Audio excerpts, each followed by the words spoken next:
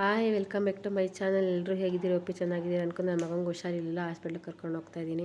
ನಾನು ಫಸ್ಟೇ ಹೇಳ್ದಂಗೆ ನನ್ನ ವೀಡಿಯೋಗೆ ಯಾರು ಕಮೆಂಟ್ ಹಾಕ್ತಾರೆ ನಾನು ಅವರ ಚಾನಲ್ನ ಪ್ರಮೋಟ್ ಮಾಡ್ತೀನಿ ಅಂತ ಹೇಳಿದೆ. ನಾನು ಕೂಡ ಸಬ್ಸ್ಕ್ರೈಬ್ ಮಾಡ್ಕೊಂಡಿದ್ದೀನಿ, ನೀವು ಕೂಡ ಸಬ್ಸ್ಕ್ರೈಬ್ ಮಾಡ್ಕೊಳ್ಳಿ, ಫಾಲೋ ಮಾಡಿ. ನನಗೆ ಹೆಂಗೆ ನೀವು ಫಾಲೋ ಮಾಡಿ ಎಂಕರೇಜ್ ಮಾಡ್ತಾಯಿದ್ದೀರಾ, ಸೊ ಅವ್ರಿಗೂ ಕೂಡ ಸಬ್ಸ್ಕ್ರೈಬ್ ಮಾಡಿ. ಸೊ ಪ್ಲೀಸ್ ಎನ್ಕರೇಜ್ ಮಾಡಿ. ನೆಕ್ಸ್ಟ್ ಯಾರು ಹಾಸ್ಪಿಟ್ಲಿಗೆ ಹೋಗಿ ಬಂದು ವರ್ಷ ಗಂಟೆ ಆಗ್ತದೆ 11 o'clock ಹಾಸ್ಪಿಟ್ಲಿಗೆ ಹೋಗಿದ್ದೆ. ಸೊ ಡಾಕ್ಟರ್ ನಾನು ವೈರಲ್ ಫೀವರ್ ಅಂತ ಹೇಳಿದ್ದಾರೆ ಅಷ್ಟೇ.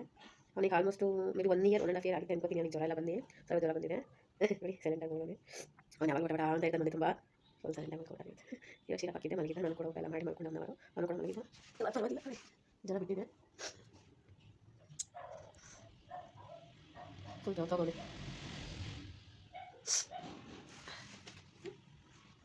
ಕೂಡ ಸೈಲೆಂಟ್ ಹಾಕೊಂಡು ಚಳಿ ಫುಲ್ ನಿದ್ದೆ ಹೊಡಿತಾವೆ. ಬೆಳಗ್ಗೆ ನಿದ್ದೆ ಹೊಡಿತಾವೆ. ನಾನು ರೇಷನ್ ಎಲ್ಲ ತೊಗೊಂಡು ಬಂದಿದ್ದೆ. ಸ್ವಲ್ಪ ಬೆಳಗ್ಗೆ ಎತ್ತಿಟ್ಟೋದೆ. ಹಾಸ್ಪಿಟ್ಲಿಗೆ ಹೋಗ್ಬೇಕಾಗಿತ್ತು, ಲೇಟ್ ಆಗುತ್ತೆ ಅಂತೇಳಿ ನಿನ್ನೆ ಎತ್ತಿಟ್ಟಿರಲಿಲ್ಲ. ಸೊ ಇವಾಗೆಲ್ಲ ಎತ್ತಿಟ್ಕೊತಾ ಇದ್ದೀನಿ. ಹಾಗೆ ನನ್ನ ಮಗ ಹಾಲು ಕಾಯಿಸ್ತಾ ಇದ್ದೀನಿ. ಅವ್ನಿಗೆ ಹಾಲು ಬೇಕು ಅಂದ ಹಾಲು ಕಾಯಿಸ್ಕೊಡ್ತಾಯಿದ್ದೀನಿ. ಆ್ಯಕ್ಚುಲಿ ಇವತ್ತು ಮಂಗಳವಾರ ಇದ್ದಿದ್ದ ಕಾರಣ ನಾವು ಟೆಂಪಲ್ಗೆ ಹೋಗಬೇಕು ಅಂತ ಅಂದ್ಕೊಂಡಿದ್ವಿ. ನಾನು ನನ್ನ ಫ್ರೆಂಡ್ಸ್ ಇಷ್ಟೊಂದು ಜನ ಎಲ್ಲ. ನನ್ನ ಮಗ ಹುಷಾರಿಲ್ದಂಗೆ ಆಯಿತು. ನಾವು ಯಾರು ಹೋಗ್ಬೇಕು ಅಂದ್ಕೊಂಡ್ವಿ, ಅವ್ರ ಮನೇಲಿ ಎಲ್ಲರೂ ಹುಷಾರಿಲ್ದಂಗೆ ಆಗೋಗ್ಬಿಟ್ಟಿದ್ದೆ. ನೋಡಿ ಸಡನ್ನಾಗಿ ಹಿಂಗೆ ಆಗೋಗ್ಬಿಟ್ರೆ ಹೆಂಗೆ ಹೇಳಿ ಅಲ್ವಾ.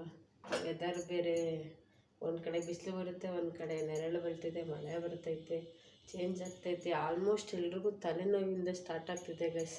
ನನ್ನ ಫ್ರೆಂಡ್ಸ್ ಅವ್ರ ಮನೆಯವ್ರಿಗೆಲ್ಲ ತಲೆನೋವು ಬರ್ತಿದೆ. ಆಮೇಲೆ ಜ್ವರ, ವಾಮಿಟು, ಹೊಟ್ಟೆ ನೋವು ಆ ಥರ ಎಲ್ಲ ಬರ್ತಾಯಿದ್ದೆ. ಸೊ ಸ್ವಲ್ಪ ಎಲ್ಲ ಹುಷಾರಾಗಿರಿ. ಎಲ್ಲ ವೆದರ್ ಚೆನ್ನಾಗಿಲ್ಲ, ಎಲ್ಲರೂ ಮಲ್ಕೊತಾರೆ. ಹಾಸ್ಪಿಟಲ್ಗಳಲ್ಲೂ ಅಷ್ಟೆಲ್ಲ ಮಕ್ಳುಗಳನ್ನೆಲ್ಲ ಕರ್ಕೊಬೋದು, ತುಂಬ ಕ್ಯೂ ಇದೆ. ಅಯ್ಯೋ ದೇವ, ಬೇಜಾರಾಗುತ್ತೆ ಹಿಂಗೆಲ್ಲ ಆದರೆ ಸಡನ್ನಾಗಿ ಅಂತೆ. ಆ್ಯಕ್ಚುಲಿ ಇವತ್ತು ಟೆಂಪಲ್ಗೆ ಹೋಗ್ಬೇಕಂತ ಅಂದ್ಕೊಂಡ್ವಿ, ಕ್ಯಾನ್ಸಲ್ ಆಯಿತು. ಆ ದೇವ್ರು ಮತ್ತೆ ಯಾವಾಗ ಕರ್ಸ್ಕೊತಾರೋ ಗೊತ್ತಿಲ್ಲ, ಅವಾಗ ಹೋಗ್ಬಿಡ್ಬೇಕಷ್ಟೆ.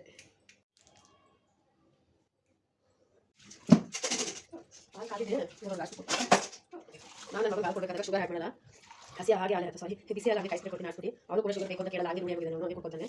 ಯಾವಾಗಾದ್ರೂ ಒಂದೊಂದು ಮಾತ್ರ ಜಾರಿ ಕೊಡೋದು ಕೊಡ್ತೀನಿ ಅಷ್ಟೇ, ಅದನ್ನು ಕಮ್ಮಿ ಹಾಕೋದು. ಆಲ್ಮೋಸ್ಟ್ ಮಕ್ಕಳಿಗೆ ಶುಗರ್ ಕೊಡೋದು ಕಮ್ಮಿ ಮಾಡಿ.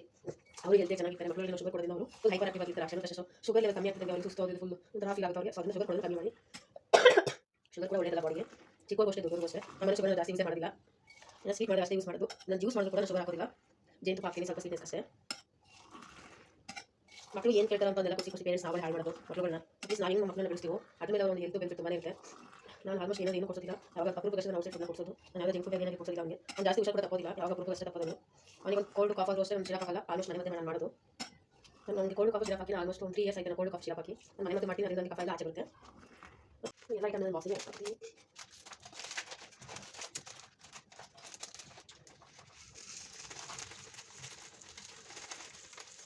ನನ್ನ ಚಾನಲ್ ಸಬ್ಸ್ಕ್ರೈಬ್ ಮಾಡ್ಕೊಂಡು ನೋಡಿ. ಹಾಗೆ ನನ್ನ ಚಾನಲ್ಗೆ ಫಸ್ಟ್ ಕಮೆಂಟ್ ಮಾಡೋಕ್ಕೆ ನನ್ನ ಚಾನಲಲ್ಲಿ ನಾನು ಚಾನಲ್ ಮೆನ್ಷನ್ ಮಾಡಿ ಪ್ರಮೋಟ್ ಮಾಡ್ತೀನಿ. ಹಾಗೆ ನಾನು ಕೂಡ ಖಂಡಿತ ಸಬ್ಸ್ಕ್ರೈಬ್ ಮಾಡ್ತೀನಿ. ನೀವು ಕೂಡ ಸಬ್ಸ್ಕ್ರೈಬ್ ಮಾಡ್ಕೊಂಡಿರಬೇಕು.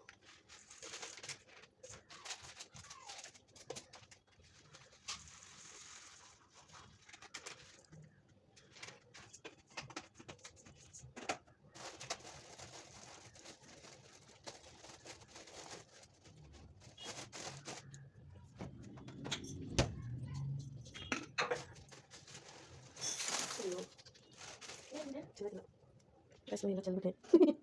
ಅಯ್ಯೋ ಎಲ್ಲ ಮತ್ತೆ ನಮ್ಸಕ್ಕಲ್ಲ ಕಾಯಿಸ್ ನೋಡಿ, ಚೆಲ್ಬಿಟ್ಟೆಲ್ಲ ಗುಡಿಸ್ತಾ ಇದ್ದೀನಿ. ಎಲ್ಲ ಡಬಲ್ ಕೆಲಸ. ಯಾವಾಗಲೂ ಹಿಂಗೆ ಮಾಡ್ತಾ ಇರ್ತೀನಿ, ಏನಾದ್ರು ಒಂದು ಚೆಲ್ತಾ ಇರ್ತೀನಿ, ಮತ್ತೆ ಡಬಲ್ ಕೆಲಸ ಮಾಡ್ಕೊತಾ ಇರ್ತೀನಿ. ಎಡ್ವರ್ಟ್ ಮಾಡ್ಕೊಳ್ಳೋದು ಜಾಸ್ತಿ. ನನ್ನ ಮಗ ನೋಡಿ ಏನು ಹೇಳ್ತಾನೆ, ನಾನೇನು ಅದು ಮಾಡಿದೆ ಇವಾಗ ಬೈತಾ ಇದ್ದೀನಿ ನನಗೆ ಅಂತ. ಎಲ್ಲರೂ ಮನೇಲಿ ಹಂಗೆ ಅನ್ನೋದೇ, ನಾವು ಮಾಡೋಕ್ಕೆ ಸುಮ್ಮನೆ ಇರ್ತೀವಿ. ಸೊ ಮಕ್ಕಳೇ ಆಗಲಿ ಏನಾದರೂ ಮಾಡಿದ್ರೆ ಸರಿಯಾಗಿ ಬೈತೀವಿ. ಈಗ ಅವನು ಅದನ್ನೇ ಹೇಳ್ತಾನೆ ನಂಗೆ ರಿಟರ್ನ್, ನಾನು ಮಾಡಿದ್ರೆ ಬೈತೀಯ.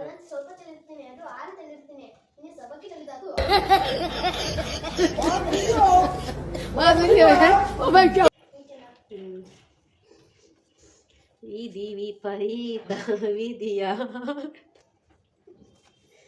ನೋಡಿ ಗಾಯ್ಸ್, ಎಲ್ಲ ಚಿಲ್ಲಿ ಅಕ್ಕಿ ತಂದಿದ್ದೀನಿ. ಅಕ್ಕಿನ ಬಾಕ್ಸಿಗೆ ಹಾಕೋಬೇಕು. ಯಾರೆಲ್ಲ ಈಗೆಲ್ಲ ಚಿಲ್ಲಿ ಈ ಥರ ಎಲ್ಲ ಮಾಡ್ತೀರಾ ಕಮೆಂಟ್ ಮಾಡಿ ಗೈಸ್. ಕೈ ಸ್ಲಿಪ್ಪಾಗಿತ್ತು. ಬೇಕು ಅಂತ ಯಾರಾದರೂ ಚೆಲ್ತಾರ ಹೇಳಿ.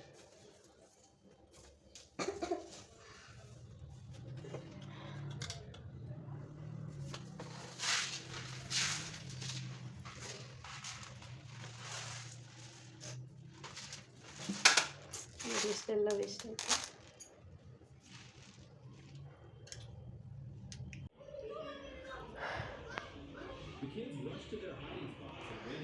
ಸ್ವಲ್ಪ ಹೂವೆಲ್ಲ ಇತ್ತು, ಕಟ್ಕೊತಾ ಇದ್ದೀನಿ. ಸಂಜೆ ಮೇಲೆ ಕೆಲಸ ಎಲ್ಲ ಮುಗೀತು. ಎಷ್ಟೇ ಕೆಲಸ ಇದ್ದರೂ ಹುಡುಕಿ ಆದರೂ ಹುಡುಕ್ತಾ ಇದ್ದರೆ ಸಿಗ್ತಾನೆ ಇರುತ್ತಲ್ವ ಕೆಲಸ. ಹೂವು ಇದೆ, ಕಟ್ಕೊತೀನಿ. ನೆಕ್ಸ್ಟ್ ಇನ್ನು ಅಡುಗೆ ಮಾಡಬೇಕು. ನಾನು ಡೈಲಿ ಹಾಲು ಕಾಯಿಸ್ಕೊತೀನಲ್ಲ, ಅದು ಸ್ವಲ್ಪ ಕೆನೆ ಐತೆ, ಅದು ಎತ್ತಿಟ್ಕೊಂಡೆ. ಇವಾಗ ಇದನ್ನು ಬೆಣ್ಣೆ ಮಾಡ್ಕೊತೀನಿ.